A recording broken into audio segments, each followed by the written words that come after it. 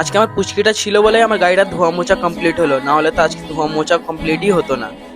তো আসসালামু আলাইকুম guys, welcome to our new mini blog. তো আমার নাম আরমান, আপনারা দেখছেন আরমান ব্লগ। ফার্স্টে সকালে আমি চলে আসি দোকানে এক দুটো কাজ ছিল, সেগুলোকে কমপ্লিট করে ল্যাপটপ শাটডাউন মেরে আমি আর আমার পুচকি মিলে বেরিয়ে পড়ি বাজারের দিকে ঘরে কিছু জিনিসপত্র আনার জন্য। সবকিছু কেনাকাটা করে আমি আমার পুচকি মিলে বেরিয়ে পড়ি বাড়ি যাওয়ার জন্য। বাড়িতে এসে দেখি গাড়িতে অনেকই কাদা পানি ভর্তি হয়ে আছে, যেন আমি আর আমার পুচকি মিলে লেগে পড়ি গাড়িটাকে ধোয়া মোছার জন্য। আর এই কদিন যা বৃষ্টি হচ্ছে পুরো তো গাড়ি কাদা কাদা হয়েই যাচ্ছে, তাই জন্য আরো গাড়িটাকে একটু ধুয়ে নিলাম। কিন্তু আমার পুচকিটা ফুল ফর্মে আছে, আজকে গাড়ি চকচক করেই ছাড়বে ও।